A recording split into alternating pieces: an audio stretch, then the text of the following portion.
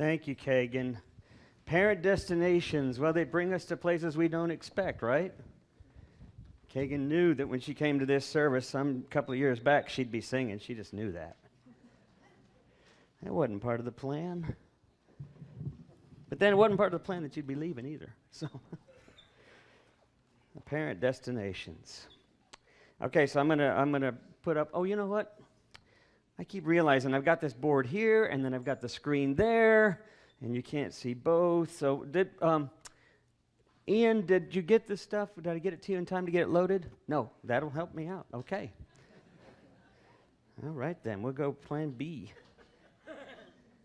That's not your fault. It's my fault. I sent it to him like 15 minutes ago. Well, not quite, but. All right, Marshall McLuhan.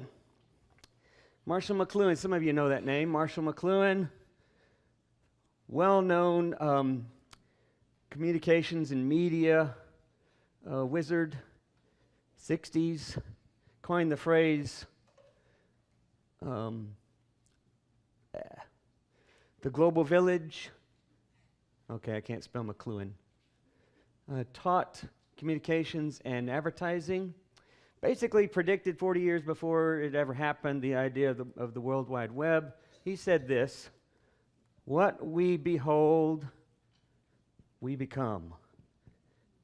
Hang on to that. Seems like a no-brainer now, but boy, there's a lot in that.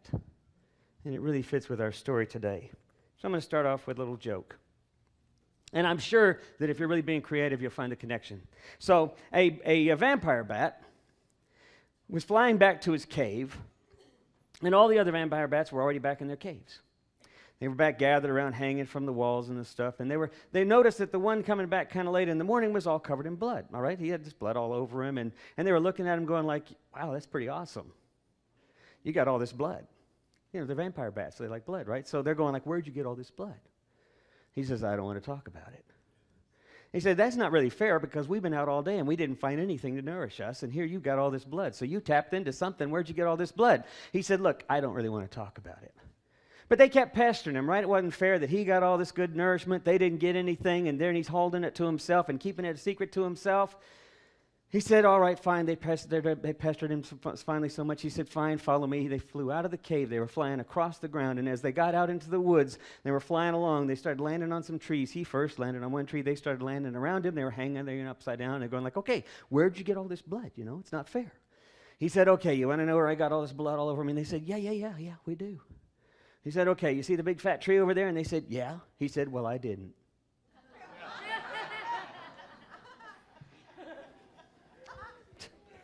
Where's a snare drum when you need it, right? We become what we behold. He came up with the idea the medium is the message, the global village, the World Wide Web. He wrote a book called The Mechanical Bride. He said, Marshall McLuhan said, a point of view, and this is important to hang on to, a point of view can be a dangerous thing, a dangerous luxury, he called it, when it's substituted for insight and understanding.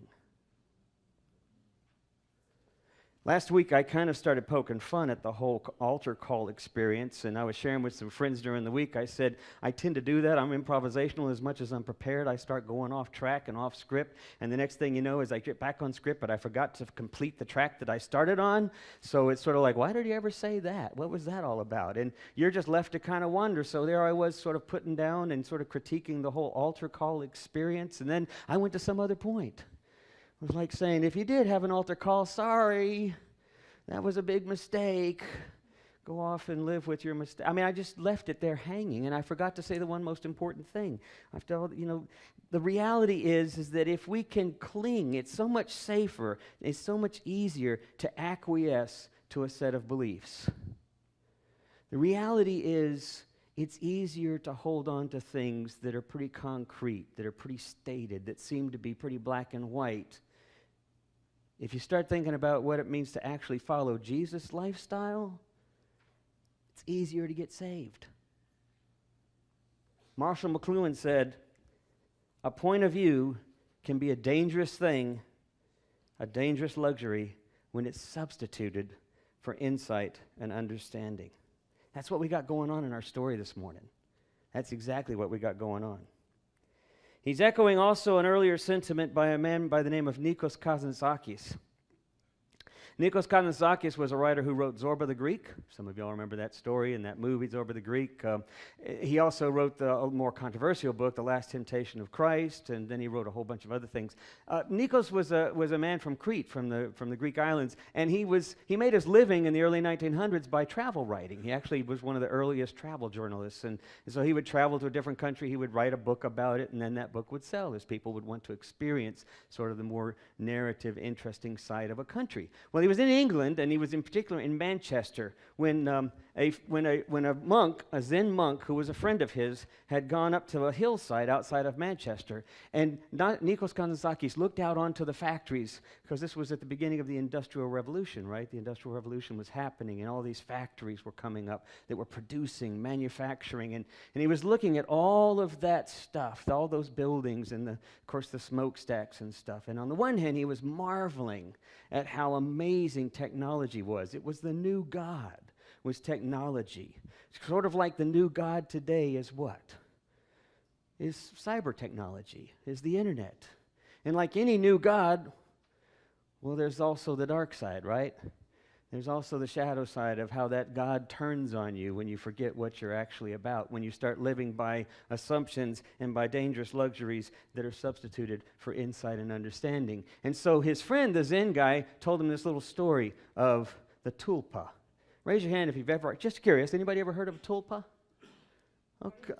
Thank you for asking that question. What is it? Well, we had a couple of hands that came up. Well, the tulpa is basically the Zen monk tells him essentially the story of a guy who goes up into the mountains, a Zen monk like himself, who goes up into the mountains and meditates and prays for days upon weeks upon weeks upon months, mastering techniques of focusing and centering and mindfulness to the point where he could project essentially himself, his own image. He could literally create sort of an image of himself that would then serve him. And it happened at some point that his acolyte was no longer needed, because when his acolyte came up to help him one day, after many, many weeks of helping him and being turned away, his acolyte came up one day and found that there was someone else already there in the cave with the ascetic. And so he left. And after a couple of weeks passed, someone came up to find their friend, this Zen monk, and they found him at the bottom of the cliff without any understanding of what had happened. And then the Zen monk looks at Nikos Kazantzakis and he says, the factories, be careful that they're not a tulpa. The Jews have a word for it. They call it the golem. Some of you might remember golem stories. Mary Shelley had a word for it. She called it Frankenstein.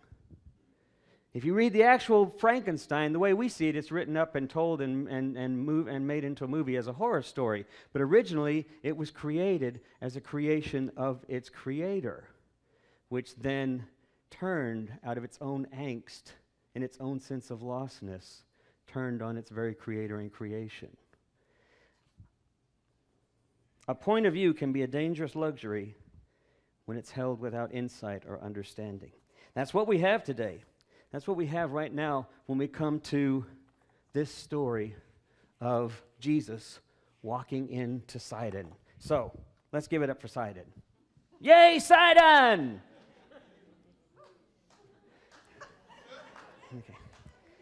People don't know how important Sidon is. We read this story, and it's an awkward story, isn't it? I mean, it's kind of a confusing story, because here's Jesus and the disciples. They've been going around. They've been doing healing. They've been teaching. Jesus has been reaching out in compassion to the least of these among us. And then here we come into this region of Sidon, and this woman comes out of the mountain, out of the hills, kind of out of hiding, and comes up to him, just actually to the edge where the disciples are, and they're trying to shush her away, trying to move her away, and she's calling out, Son of David, gives him honorary title, gives him his due respect, Son of David. And he ignores her in the first time around. And then she persists, and the disciples are like, just let us tell her to go away. And she continues to persist, and he says, look, I came for the children of the house of Israel. I came for those folks. That was who I came to bring hope to. I didn't come for the dogs. He called her a what? Anybody bothered by that? I didn't come to help the dogs. I came to help the children of Israel. Why would Matthew have this story in his gospel? Now, keep in mind, Matthew is a storyteller, right? And like any storyteller, like me here with you all, like you when you're with your friends and you're telling a story about what happened to you, the first thing you have in mind is what? Well, if you're a decent storyteller, the first thing you have in mind is your audience. You're trying to pay attention to who you're telling a story to. Now, granted, you're looking at me going like, Tom, you don't always do a very good job of that, because that bat story was awfully weird. I'm not sure what you told that for. So the idea is that you have your audience in mind. Matthew has his audience in mind. Matthew is writing to a strictly Jewish community, an abiding by the code Jewish community. They know who this woman is, this Canaanite woman. They know the whole history of Sidon. Do you know the history of Sidon? Goes way back to the first story that I told you in this series. Noah goes all the way back to that story. Hundreds and hundreds of years earlier, Noah, remember, he's saved, the boat's saved. God promises never to do this kind of thing again. God apologizes, puts the rainbow up in the sky as an ark of hope, and then says, go and be fruitful and have domination over all the land and all the animals. And Noah goes off and he starts a field and he's got a vineyard and he's enjoying his life. And then one night he gets a little too drunk and he's in his tent and he's naked and his son Ham walks in on him. He's unconscious, but his son Ham covers him up, tells his brothers about it the next day, and Noah throws a fit. And Noah curses Ham, and he curses Ham's son. And you know what his son's name was? Canaan. He curses his son. And then he curses his son's sons and their sons. And guess whose firstborn Canaan is? Sidon.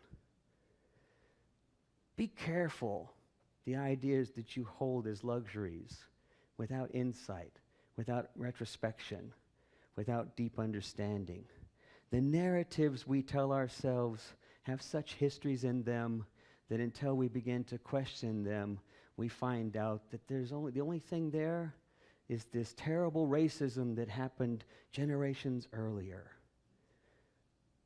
So in the Bible, you go to Book of Judges and you see stories of the Sidonians as they fought the Israelites and took captive of Israelites, and then God punished the Sidonians. And then later on, you see Solomon marrying Sidonian women and getting in trouble with God. And then you see Ahaz, who marries a very famous Sidonian queen whose name was Jezebel, and all the troubles that has caused, and all the narratives that now we have in our own repertoire because of that experience. All throughout Israel's history, there's been this bad guy. It's always nice to have a bad guy, isn't it?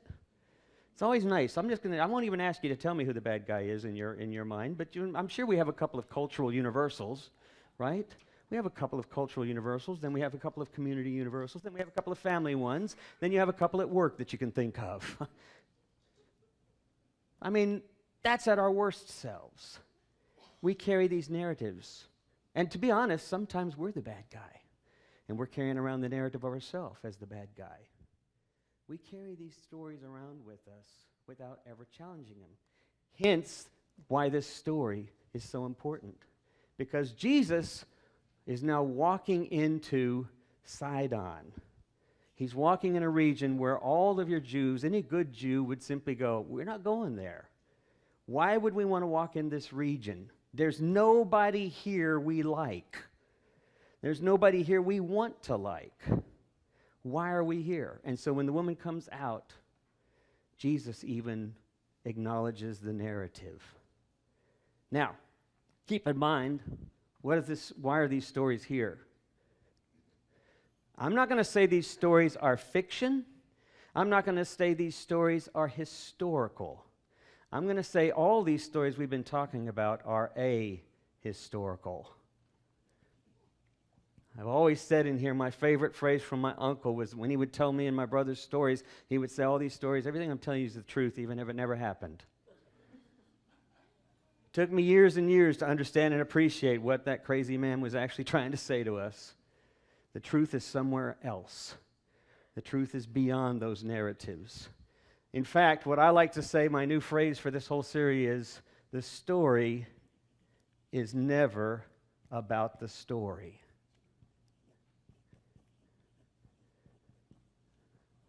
Let me unpack that for you just a little bit in your own lives. You've probably had those emotional moments in your own life, or perhaps you know of people who've had those dramatic moments in their lives, and these stories keep cropping up, these dramatic narratives, these conflicts that we're living by, this painful history that we carry with us of some sort. And it's defined who we are in negative ways. You might be able to think of a story like that in your own life, or certainly someone you know. But if you get past that, if you realize the story is never about the story, you start to realize it's a distraction.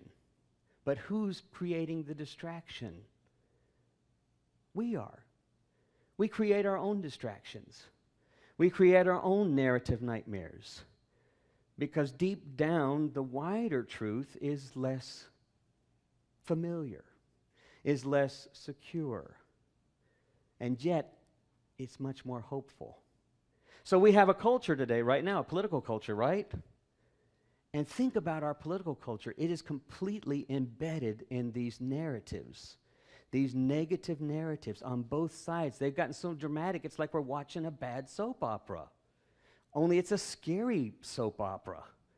I mean, the same characters and the most extreme kinds of things are happening on all sides, and there's just this negativism and this pessimism and this divisiveness, but the story is not about the story. You get past all of that, and every one of these folks, even the most sociopathic or the most selfish or the most egotistical or the most greedy or the most defensive or the most afraid, doesn't matter. It's all ego. It's all fear. And once you get past that, that's when we start finding the universal narrative. And what is that narrative here that we've been seeing in all of our stories that we've looked at? Noah and the flood, the stoning of the adulterous woman by the Sadducees. What have we found at the heart of all of these stories? What they long for is connection. All longing for a sense of place. The problem is it's hard to get there. The Sidonians don't know how to get there because they've got a 1,000-year-old narrative they've been living by. The Jews don't know how to get there because they've been a part of that narrative too. Even Jesus, according to Matthew, has just a little bit of trouble getting there. But then the story is not necessarily historical. So what happens? How does Jesus change his mind? Here's our clue that I want to leave you with. Who changes his mind? The woman. The woman says, even a dog gets the crumbs from the table. And here's the most challenging thing that I think we learned from our story today, is that the only way these soap operas don't become reality, the only way, as reality TV has now proven, the only way that reality TV doesn't actually become reality is that someone begins to challenge the narrative. Someone begins to confront, to question, to provide an alternative narrative to that one. That's the only way the narratives get broken, because everybody lives out this. Haven't you ever watched a soap opera and you're just, well, okay, don't confess, I won't ask a show of hands. But if you've ever watched a soap opera or even a sequel or even some dramatic movie, you're sitting there pulling your hair out because you're the observer and you're going like, you know better, right? You're doing the same thing you've been doing for a generation. We know better. But it's hard for us because we're entrenched in the narrative. It's hard for us to break out. Somehow,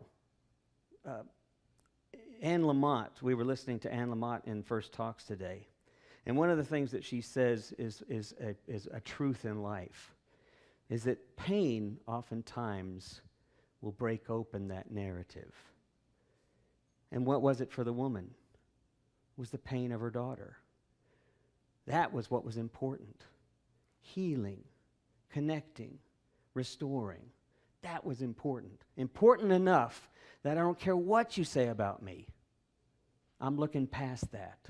Important enough that I don't care what you say about them. I'm looking past that. It's important enough that you say, I don't care what the stories are out there.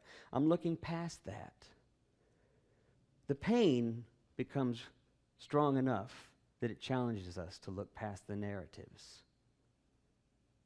And so the woman changes Jesus' mind, and he says, your faith. Now, if you go later on into Matthew will actually tell some of the Jewish leaders that are around him, the Syrians are going to have an easier time in the kingdom of God than many of you, because they've challenged their own, they've reframed, I'll say that, they've reframed their own narratives, and the narratives being told about them. What was it that Leonard Cohen said? Ring the bells that still can ring. Forget your perfect offering. There is a crack in everything. That's how the light gets in. Band, y'all, I should have told y'all to come on up. Y'all come on up here. So we're going to finish this series in about 3 weeks, but I want to encourage you to think about something. And I know you all are doing this. I sometimes think I'm preaching to the choir. I sometimes leave here thinking, why did I tell them all of that? They know better than I do about all of this. I think of this community as being one of the brightest lights. It certainly is in my life, and I know it is in a number of people's lives. That we're a community about transformation. We're about a community about openness and about accepting and about trying to understand. Our first rule of thumb, our first ground rule in here would be to listen instead of judge, to pay attention instead of deciding for someone. But I still think we can be challenged to think past the narratives we say about ourselves, even. To think past those self-destructive narratives that somehow get so entrenched, we just take it for granted. If we were stepping out of our story, if we were getting a chance to read our own story, we might look down and go, Tom, snap out of it. The story's so much bigger, right? So I encourage us all to step out of our stories a little bit this week and just observe, maybe slap ourselves around just a little bit gently and go, that one little beautiful thing you saw, it's just the tip of the iceberg. Amen.